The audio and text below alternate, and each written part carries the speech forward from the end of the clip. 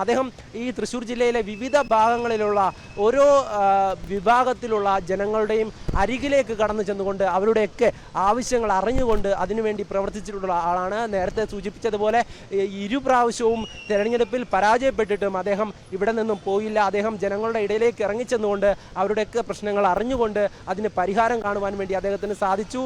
അതോടൊപ്പം അദ്ദേഹം ചെയ്തു കൊടുത്ത കാര്യങ്ങൾ ഈ തൃശ്ശൂരിലെ ജനങ്ങൾക്ക് വ്യക്തമായി അറിയാമെന്നുള്ള കാര്യം തന്നെയാണ്. കാരണം അതിൽ ഒരു തോറ്റ സ്ഥാനാർത്ഥിക്ക് എന്ത് ചെയ്യാൻ സാധിക്കുമെന്നുള്ള ചോദ്യമൊക്കെ ഇവിടെ നേരത്തെ ഉയർന്നിരുന്നു. എന്നാൽ ഒരു ജനപ്രതിനിധി എങ്ങനെയായിരിക്കണമെന്നുള്ളത് ഇവിടെയുള്ള ജനങ്ങൾക്ക് കാണിച്ചു കൊടുത്ത, ഇവിടെയുള്ള ഇരു മുന്നണികൾക്കും കാണിച്ചു കൊടുത്ത ഒരു ജനപ്രതിനിധി തന്നെയാണ് സുരേഷ് ഗോപി. അദ്ദേഹം MP ആയിരുന്നപ്പോഴും അല്ലാത്തപ്പോഴും ഇവിടെയുള്ള ജനങ്ങൾക്ക് വേണ്ടി വളരെയധികം കാര്യങ്ങൾ ചെയ്തു. അതിലൊക്കെ ഓരോ കാര്യങ്ങളും ഞാൻ നേരത്തെ സൂചിപ്പിച്ചതാണ്. നവീകരിച്ചതും അതോടൊപ്പം തന്നെ ഗുരുവായൂർ മേൽപ്പാലവും ഒക്കെ വലിയ തരത്തിൽ ഇവിടെ ജനസ്വീകാര്യത നേടിയ കാര്യങ്ങൾ തന്നെയാണ്.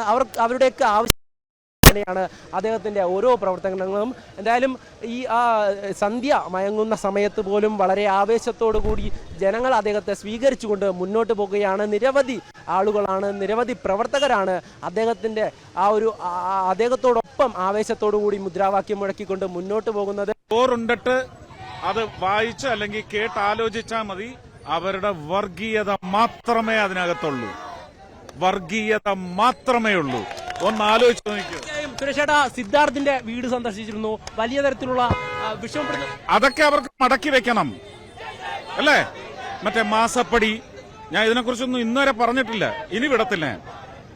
ഞാൻ മോദിയുടെ വികസനം മാത്രം, ആ മോദിയുടെ വികസനം പൂർണ്ണമായി തമിഴ്നാടും കർണാടകവും കടന്ന് കേരളത്തിലേക്ക്